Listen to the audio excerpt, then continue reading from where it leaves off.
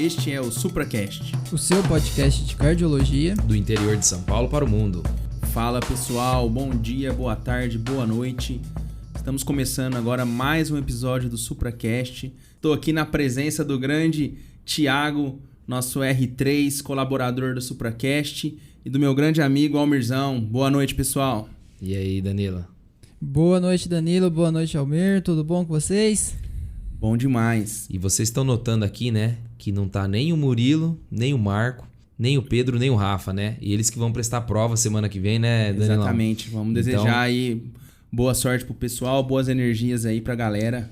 Isso aí. E eu, como bom palmeirense, vou fazer uma analogia aqui, viu? Ixi. Saíram os Hendricks e entrou a substituição o Estevão aqui. Thiaguinho, joga Contratação solto. de peso, hein? Exatamente. Show Vamos de bola. embora pro episódio? E pessoal, o tema hoje é um tema desafiador e muito comum na prática diária do cardiologista.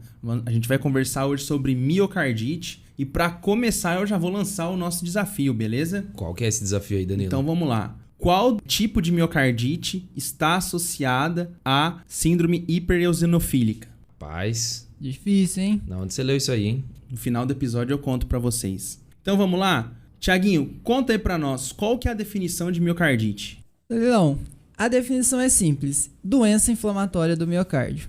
Porém, para a gente conseguir definir isso, eu preciso de critérios histológicos e imunohistoquímicos. Eu preciso pegar uma lâmina lá do cardiomiócito do meu paciente e avaliar se tem a presença de um infiltrado inflamatório, está envolvendo os cardiomiócitos com degeneração e necrose. Porém, é importante salientar que isso, além de definir, também vai ajudar a gente na definição do tipo dessa inflamação, porque isso vai ser determinante no nosso tratamento. E são esses tipos, né? Um infiltrado inflamatório linfocítico, na miocardite linfocítica. Pode ser um infiltrado eosinofílico, na miocardite eosinofílica. Tem também a miocardite de células gigantes. Quando eu olho na lâmina eu vejo células gigantes multinucleadas. Tem padrões quando tem granuloma não caseoso, típico de sarcoidose. Ou então, quando eu tenho uma mistura de tudo isso, eu chamo de polimórfica. Falando das etiologias, são várias, tem um grupo extenso, tem uma tabela interessante na diretriz que cita praticamente todas as doenças aí existentes, mas eu posso dividir em 3 grandes grupos. As miocardites infecciosas, e aqui entra as miocardites virais, que são as causas mais comuns, citando aí alguns vírus, por exemplo, vírus da dengue, febre amarela e HIV. Também, aqui no Brasil, a gente não pode deixar de citar um protozoário, que é o Trypanosoma cruzi, aí, a nossa conhecida doença de Chagas. Perfeito. Tem o grupo das miocardites imunomediadas, e aqui eu gostaria de citar a parte dos autoantígenos, das doenças autoimunes, né? Então, a galera da reumato aí sendo lembrada. E também tem as miocardites tóxicas, e aqui entra um grupo são agentes que causam uma agressão direta. Então, alguns quimioterápicos, algumas substâncias, por exemplo, chumbo e, eventualmente, até picadas de animais peçonhentos. Tiagão, eu dei uma olhada no UpToDate, tem uma tabela lá com os principais etiologias da miocardite. E aí eu contei elas. Deu 96 etiologias. Então, Pouquinha coisa, hein? Se a gente for falar de todas as etiologias aqui, a gente fica doido, né? Dá 2 horas de diagnóstico diferencial. Né? Sem dúvida. Então, só para o pessoal entender, o diagnóstico mesmo, para a gente bater o martelo, tem que ser olhando a lâmina, né? Mas nem sempre a gente vai precisar disso. Vão ter algumas situações que a gente vai comentar mais pra frente. A gente não vai sair biopsiando todo mundo aí.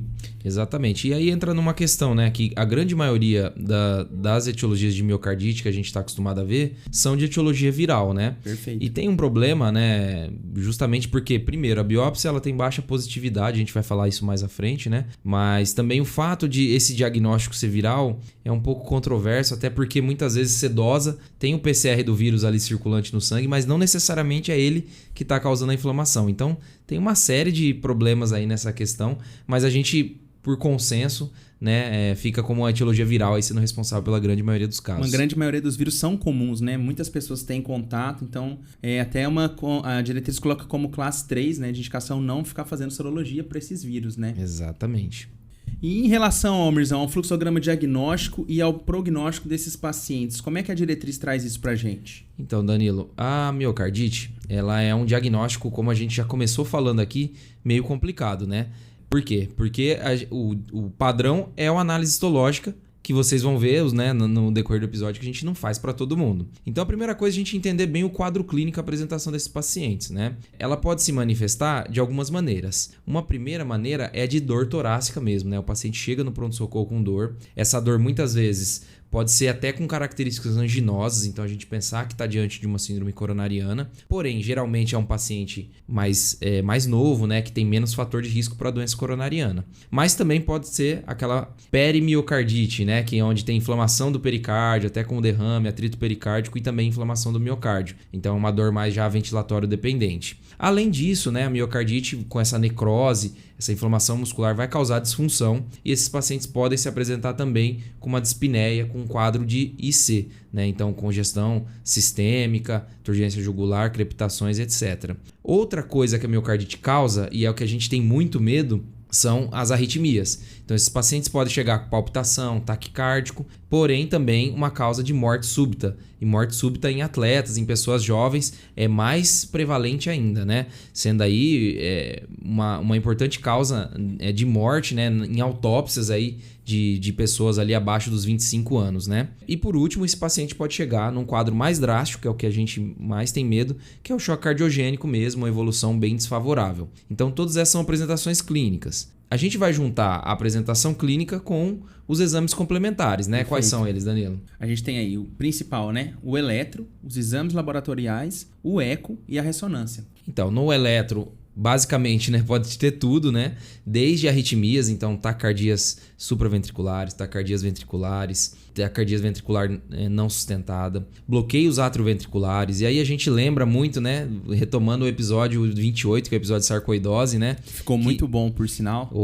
Obrigado, né? Graças ao Marcão, né? Aquela voz dele, né?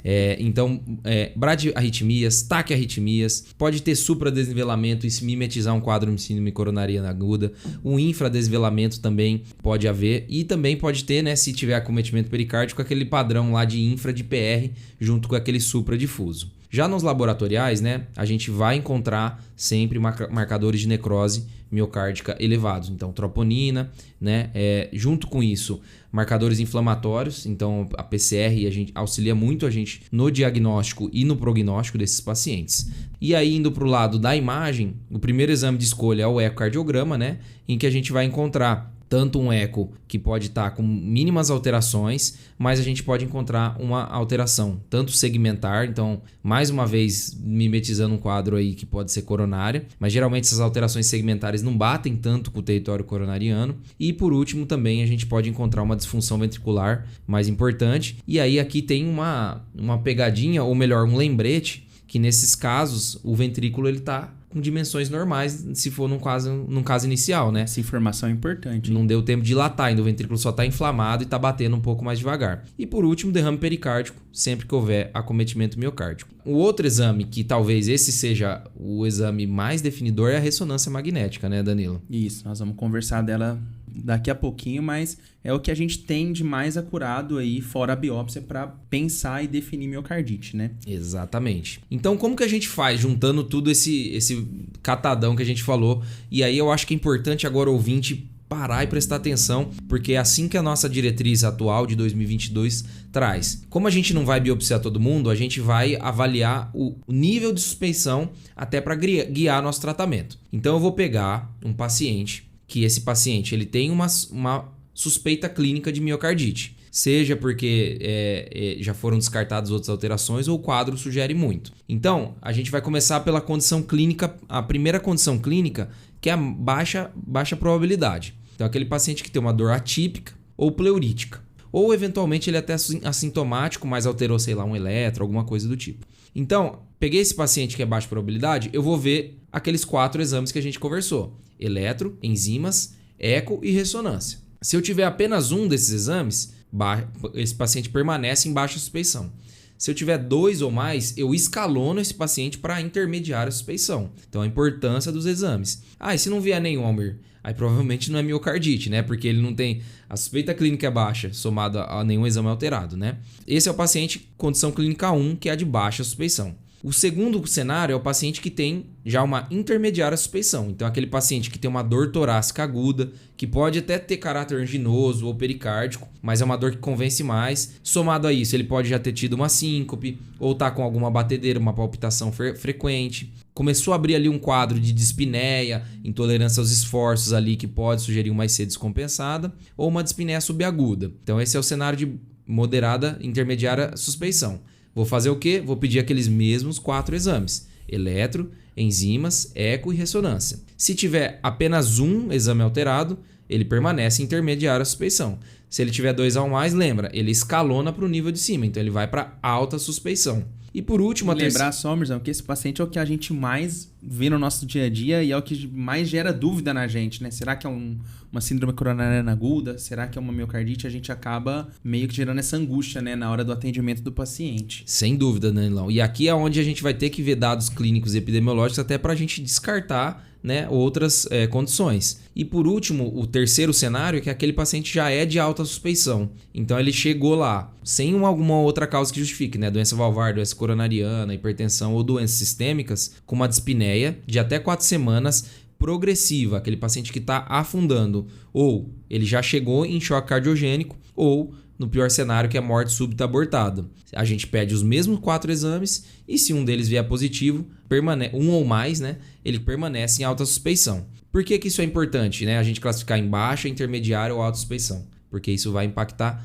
justamente no próxima coisa que a gente vai falar, que é o tratamento, né, Danilo? Até queria fazer um comentário e ver a opinião de vocês sobre essa classificação que a diretriz traz baseada nos níveis de suspeição. Acho que, como você enfatizou bem, a miocardite é uma grande mimetizadora de várias outras patologias cardíacas, né? Uhum. E muitas vezes a gente tem dúvida. Talvez trazer isso para nossa... A gente acaba não usando essa estratificação de graus de suspeição na nossa prática clínica. Vocês acham que é possível implantar isso? Vocês acham que vai melhorar o grau de diagnóstico? E lembrar também que acho que o grande objetivo é mostrar que a miocardite é uma doença de exclusão. A maioria das vezes nunca vai pensar em miocardite nossa primeira hipótese, a não ser que tenha uma história muito sugestiva. Mas então a gente sempre tem que lembrar de descartar as outras doenças, principalmente síndrome coronariana aguda, né? Eu acho fundamental esse comentário, Danilo, justamente porque a diretriz ela tem que se pautar de uma forma para orientar a gente. Sim. Então, é óbvio que em muitos casos a gente chega e fala assim, cara, a primeira hipótese para esse paciente é miocardite, porque é novo, porque, enfim, ele tem um CAT do mês passado que era normal, mas é interessante essa classificação e como ela traz, até para você consultar. Chegou um paciente com suspeita de miocardite, você vai lá e isso vai te guiar a fazer um tratamento mais individualizado. Então, eu acho que não é tão prática esse fluxograma, porém ele te guia nas próximas condutas a serem tomadas. Inclusive se eu vou biopsiar ou não esse paciente. Perfeito. Que é um tema que a gente vai discutir mais à frente.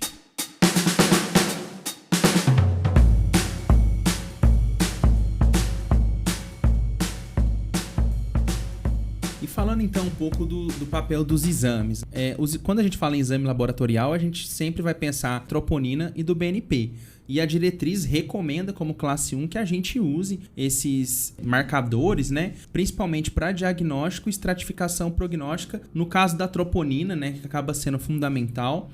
Não é incomum a gente ter elevação de troponina mostrando que a gente tem uma lesão no miocárdio, podendo até confundir mais ainda quando essa troponina faz curva, acaba levando a gente a pensar numa síndrome coronariana E aí aguda. O cara chega com supra ou infra, né? Pois é, a gente já teve caso né, lá no HC, na UE, de pacientes com supra, CAT normal, foi fazer a ressonância e era uma miocardite. Acaba que às vezes mais confunde a gente do que ajuda, mas principalmente a troponina, que ela não abaixa, que ela se mantém em níveis elevados, isso já deixa a gente mais de orelha em pé, que esse paciente tem um risco de evoluir pior.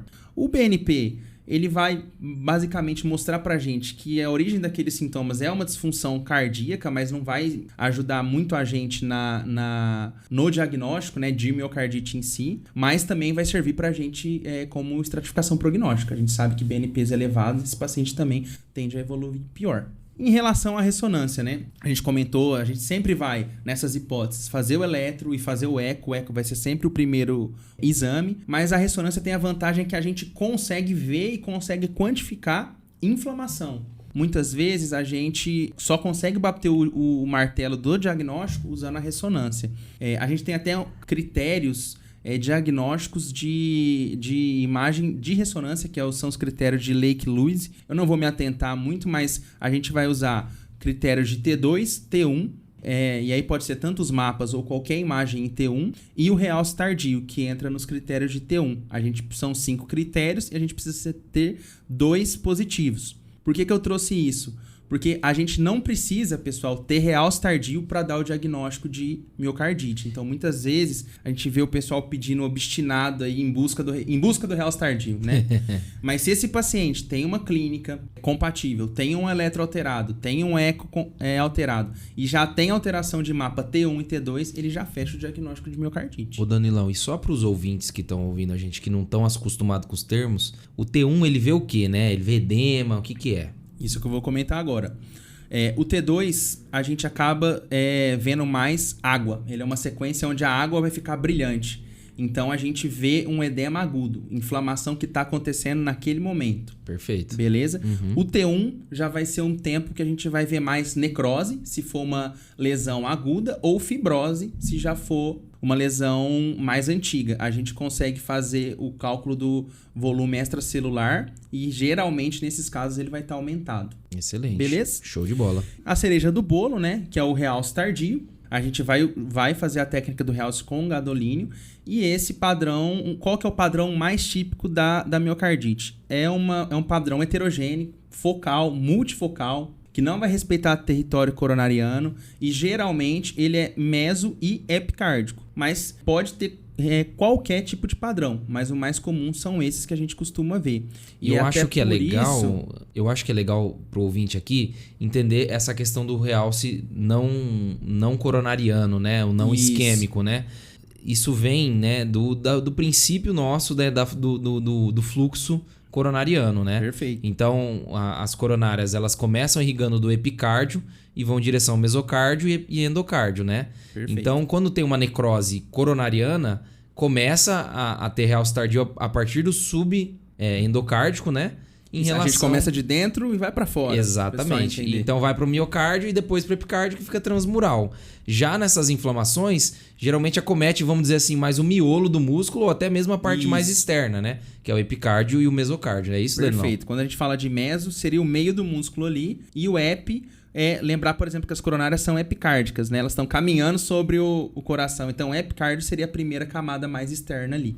E além disso, também, outras coisas que a gente consegue ver no ecocardiograma, mas também ajudam a gente na ressonância, seria o derrame pericárdico, aumento de sinal no pericárdio, nos casos de perimiocardite. Então, além de disfunção segmentar na sequência Cines. Lembrando também que o realce tardio tem valor prognóstico e a gente deve, na verdade, usar a ressonância para fazer segmento desses pacientes. Principalmente pacientes que são de moderado e alto risco. A diretriz coloca para a gente repetir essa ressonância no primeiro mês, no terceiro mês e depois de 6 meses, para a gente monitorar a evolução dessa inflamação. Em relação à medicina nuclear, a gente já tem indicações mais restritas. Basicamente, quando a gente suspeita que a causa da miocardite seja uma sarcoidose, e aí a gente vai lançar a mão principalmente do PET. E também pode ter uma outra indicação com nível de evidência menor quando a gente quer estratificar o risco de arritmias, principalmente ali a cintilografia com o MIB, que pode ser usada para avaliar o risco de arritmias na miocardite crônica. E aí a gente tem que lembrar da miocardite chagásica. Bom, então, Danilo, além de todos esses exames, a gente tem a biópsia endomiocárdica, né? Então, basicamente, a gente vai lá com um biótomo, né, no ventrículo, pode ser no ventrículo esquerdo ou no ventrículo direito. E aí, mais uma vez, a importância da ressonância para ver onde está esse realce tardio, para a gente tentar buscar ali o miocárdio, né, que a gente possa fazer. Mas ela não é indicada para qualquer cenário, né? Ela vai ser indicada principalmente quando a gente, como eu falei daquele fluxograma, naqueles pacientes com alta suspeição, aqueles pacientes que estão graves, em choque cardiogênico, Sim. Ou mesmo naqueles pacientes de nível intermediário que tem mais de 2 exames alterados, né, entre aqueles 4 que a gente conversou, aí assim a biópsia estaria indicada, tá certo? Então, só para resumir aí para o ouvinte, as principais indicações de biópsia miocárdica, como o Almir já comentou. aquela insuficiência cardíaca de evolução grave e de início recente, principalmente com menos de 2 semanas, o paciente já abre um quadro muito grave, tem indicação de biopsiar. Se essa IC é de 2 semanas a 3 meses, ou já abriu com arritmia ventricular ou bloqueio de alto grau, suspeita de aqueles tipos de miocardite que o Thiago comentou, miocardite linfocítica grave, células gigantes ou eosinofílica necrosante, a gente precisa fazer a biópsia porque isso vai ser fundamental no tratamento, vai mudar o tratamento de acordo com o achado, né, na biópsia. E o racional da diretriz, né, de não biopsiar todo mundo, primeiro, porque a biópsia tem risco, né? Tem risco de tamponamento, tem risco do acesso vascular que a gente utiliza, e segundo, porque a positividade dela, como eu já havia falado lá atrás, é baixa. Então a gente muitas vezes vai biopsiar, não vai achar... biopsiar tecido normal, né? Exatamente. Então você não vai encontrar nem inflamação e muito menos o que você quer, que é justamente encontrar, através daquele material, fazer cultura, enfim, fazer imunohistoquímica e também, depender do padrão, descobrir ali a causa que está levando a miocardite. Por quê? Porque se a gente encontrar a causa, pode ser que a gente possa dar um tratamento direcionado para aquela causa, né? Alguns vírus podem se beneficiar de terapias antivirais, né, dedicados àquele vírus, e em outros casos, principalmente no contexto autoimune, nas células gigantes, a terapia, né, com imunossupressão vai ser importante, e para a gente precisa da comprovação, porque se a gente não tem a comprovação e a gente imunossuprime um paciente, né, com uma miocardite viral ou eventualmente uma miocardite bacteriana, a gente pode até piorar o desfecho desse paciente, né? Exatamente. E só para complementar, algumas outras indicações que já são o nível de evidência já é um pouco menor, né? Aquela IC que tem um curso subagudo, até 12 meses, que não tem causa definida e não melhora o tratamento, não melhora com tratamento, e numa suspeita de uma cardiomiopatia dilatada com suspeita de uma reação alérgica grave ou eosinofílica. Então, dito tudo isso, bora falar de tratamento? Bora lá, Danilão. Até que enfim, hein? Mas é que essa parte de diagnóstico eu acho que é o mais complexo mesmo. Até a gente chegar e pensar no tratamento, vai tempo, hein? Mas primeiro eu gostaria de retomar aqui que tem um tratamento que é geral e a gente vai fazer para todo mundo. Que, ou seja, a diretriz coloca como estratégia cardioprotetora. No que isso se baseia, né?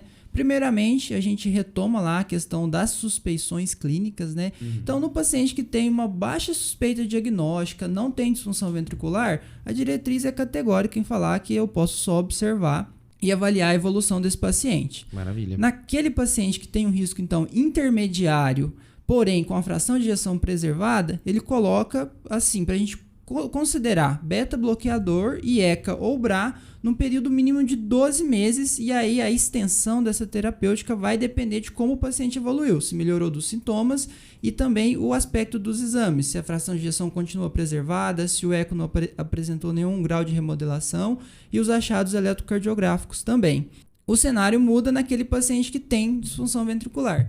Nesse aqui eu tenho que tratar, e aí o tratamento é conforme a diretriz de IC. A diretriz de cardiomiopatias ela é bem clara nisso. Siga a diretriz mais atual de IC.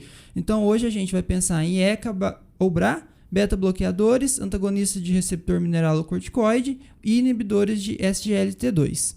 Porém, aqui isso é para todo mundo. Em alguns casos, a gente vai falar de uma terapêutica específica. Aqui eu já começo com uma polêmica.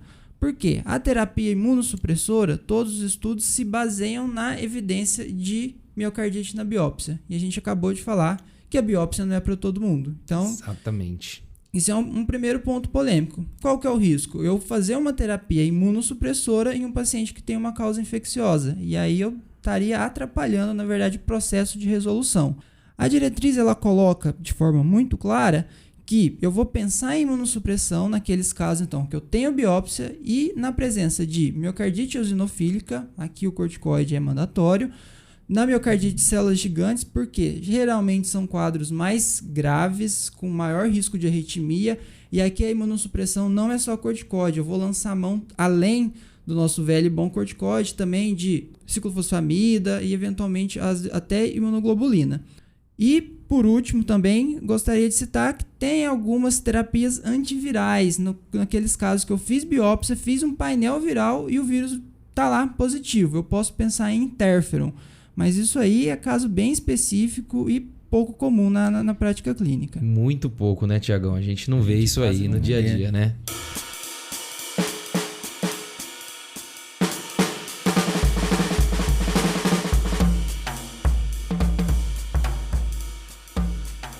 Tiagão, continuando ainda, na parte, uma das principais complicações que o cardiologista tem medo são as arritmias e a prevenção da morte súbita relacionada à miocardite. Qual que são as recomendações? Como é que a gente faz esse manejo?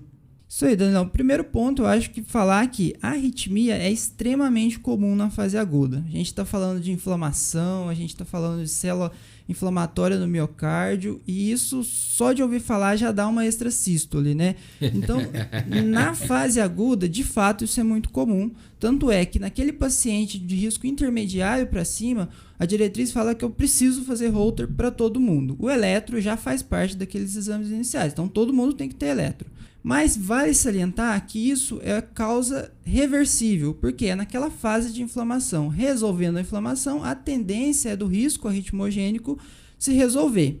Então, o que a gente tem que pensar é, na fase aguda, o paciente tem disfunção? Eu preciso tratar a disfunção e isso aí já é uma prevenção. Naqueles pacientes que têm TVNS com sintomas ou uma TV sustentada, aqui eu preciso lançar mão de amiodarona. Porém, naquele paciente que não tem nenhum desses critérios, usar amiodarona de forma profilática está errado. É categoria 3, conforme a diretriz. Falando então de prevenção de morte súbita, e aí a gente vai pensar no uso do CDI, a gente tem que pensar que isso é reversível. Então, o CDI antes de 6 meses, a gente não vai cogitar. A gente vai pensar quando? Naquele paciente, depois de 6 meses, que continuou com disfunção, tendo uma fração de ejeção menor que 35%, uma classe funcional de 2 a 3, e o paciente tem que ter uma expectativa de vida aí de pelo menos maior que 1 ano. Isso aí nesse caso, sim, eu posso pensar em implantar o CDI. E outra coisa, Tiagão, é que o ideal para esses pacientes é também não expor eles a exercício, né? Como é que é esse manejo aí? Essa é a pergunta principal que todo mundo quer saber. Quando que esse paciente pode voltar a ter uma atividade física ou esportiva? Então, esse é um ponto polêmico. Na fase aguda, está contraindicado. Então, por quê? O risco arritmogênico é muito grande. Então, aqui o paciente vai ficar de repouso, não pode fazer atividade física mais intensa. Porém, depois de 3 a 6 meses, eu já posso liberar esse paciente, mas não é simplesmente liberar depois desse tempo. Eu preciso passar por uma avaliação e existem alguns critérios. Então, quais são eles? A recuperação da fração de ejeção, os marcadores de lesão miocárdica têm que estar negativos, Certo. e esse paciente tem que ter um Holter ou um teste ergométrico mostrando que ele não faz arritmias aos esforços. Tem que testar ele ali para ver se realmente vai surgir alguma arritmia. Só lembrar, né? Tiagão, que você falou dos marcadores, a gente acabou comentando do VHS da PCR, que a gente pode usar no diagnóstico e também depois para fazer um segmento aí se esse paciente está melhorando a inflamação ou não. Exatamente. Então é um marcador aí de resposta e resolução da inflamação. Então lembrar, pessoal, que a gente falou dos exames, do eco, da ressonância, do eletro, mas o Holter também é muito importante, tanto na fase aguda, quanto para depois no manejo ambulatorial desses pacientes, para inclusive liberar esses pacientes para voltar a ter uma vida normal. E aí, isso que o Thiago falou, tem que ser os 3, né, Tiagão? Tem que não ter arritmia no Holter, não ter arritmia no teste ergométrico e ter recuperado a fração de ejeção com marcadores negativos, né? Esses 4 critérios aí para você liberar esse paciente para voltar à atividade, né? Exatamente. Bom, então para finalizar, só vamos dar uma pincelada em alguns tipos menos comuns aí de miocardite, beleza? Então, como a gente comentou, a gente tem a miocardite fulminante, que é uma forma grave de início rápido, geralmente em menos de 2 semanas, mas pode ocorrer em menos de 30 dias, e ela vai ter uma progressão acelerada para insuficiência cardíaca e inclusive arritmias fatais. Muitas vezes esses pacientes precisam de suporte hemodinâmico avançado, como o inotrópico e até os dispositivos de assistência circulatória, beleza? O prognóstico, obviamente, é um prognóstico pior, e eles têm alto risco de mortalidade e são pacientes que muitas vezes acabam indo até para transplante cardíaco. E aqui nesse contexto tem que lembrar de quais situações, né, Danilo? As células gigantes, Perfeito. a miocardite com granulomatose eosinofílica, né? Isso. Que está no espectro do Churg-Strauss, essa é a clinicagem braba, né? Ela evolui para a forma necrotizante. E até mesmo a sarcoidose. Então aqui a biópsia está indicadíssima, né? Perfeito. A miocardite chagásica, que ela pode ter uma evolução mais indolente, uma fase crônica, né? Que esses pacientes têm um risco aumentado de arritmias ventriculares. E lembrar também que pode ser uma manifestação da doença de Chagas aguda, né? Na fase aguda, pode abrir com um quadro de miocardite, pode ser inclusive grave, tem um risco de morte súbita também. E também em casos de reativação da doença, né? Pacientes imunossuprimidos podem ter uma reativação e abrir com um quadro de miocardite chagásica. Cada vez menos comum, né? Por conta do controle vetorial, mas, né, ainda há contaminação oral que talvez possa a gente se deparar com algum tipo dessa miocardite chagásica, né? Também, uma que ficou famosa agora, né, de 2020 para cá, miocardite pelo Covid-19, né? É uma miocardite que pode ser por diversos mecanismos, pode ser lesão direta ao miocárdio, pode ser por disfunção endotelial e até mesmo por uma resposta inflamatória exacerbada do Covid que a gente tanto conhece. Também... aqui, Danilão, acho que é importante pro ouvinte o seguinte, que a vacina do Covid está, sim, relacionada a um aumento muito pequeno dos casos de miocardite. No entanto, pesando a balança, o risco de miocardite, né, pelas vacinas, principalmente de RNA, é extremamente baixo em comparação com a proteção que a vacinação traz com relação à infecção grave ao Covid. Então, a gente não deve deixar de desencorajar vacinar. As pessoas a não Exatamente. Então, não dá nem para colocar em comparação o risco-benefício aqui, tá bom? Uma que também é muito famosa, que cai em prova, que a gente tem muito medo, né? Que é no mundo aí da cardio-onco, que a gente tem a miocardite induzida pelos inibidores do checkpoint imunológico. É relacionada às terapias oncológicas, principalmente aí com nivolumab, né? E eles vão ter uma reação aí, eles vão modular o sistema imunológico e pode causar uma miocardite aí imunomediada. Geralmente ocorre nos primeiros dias, nas primeiras doses da terapia, e é um quadro dramático. Tem uma mortalidade altíssima de até 50%. E o tratamento aí a gente precisa agir rápido e é com corticoide que a gente trata essa entidade. E é uma importância do cardio-oncologista aí seguindo esses pacientes, né? Falando de Brasilzão, né? A gente não pode deixar de falar da miocardite reumática, né? Da febre reumática. Lembrar que ela é um critério maior para a gente fazer o diagnóstico de febre reumática. Ela não costuma ser tão importante quanto a doença valvar, quanto a valvulite. Mas lembrar que a gente pode... É indicado nesses casos sempre de febre reumática a gente fazer o eco para avaliar tanto a válvula quanto a possibilidade de miocardite. E por fim, a miocardite lúpica, que vai ocorrer em pacientes ali que têm lúpus eritematoso sistêmico. Não é um componente, não é uma manifestação comum. A gente tem mais pericardite, né, no lúpus, mas pode ter miocardite. E ela pode variar também, como toda miocardite, aí, de leve a grave. Pode ser quadros mais insidiosos, como um quadro de IC aguda grave. E aí a gente vai ter que focar no tratamento nos imunossupressores aí. Show de bola! Rapaz, falamos coisa hoje, hein? Nossa senhora. Bom, chegou aquele momento esperado, hein? Agora é que separa os homens dos meninos, como eu sempre falo aqui no episódio. Tá pronto, Thiagão? Bora lá. Estrear no bate-bola? Então vamos pro bate-bola, galera.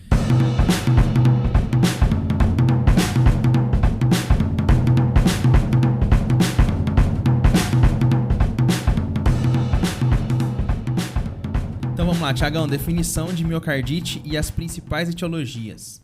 Então, miocardite é uma inflamação do miocárdio. A definição depende de um critério histológico. Então, eu olhar na lâmina e ver células inflamatórias causando necrose ali dos cardiomiócitos. E as etiologias, vamos citar aí as infecciosas, principalmente as causas virais, porém também causas imunomediadas e causas tóxicas. Boa. Almir, quadro clínico e os principais achados. Quadro clínico pode variar desde dor torácica e síndrome de insuficiência cardíaca, até mimetizando aí, em alguns casos, síndrome coronariana. E nos achados eletrocardiográficos, basicamente tudo. Pessoal, achados na ressonância. Então, lembrado do padrão de realce tardio que a gente comentou, principalmente mesocárdico, ali no meio do músculo, mas também epicárdico, são os mais comuns, tá? Lembrar que é um padrão heterogêneo e multifocal e não respeita território coronariano.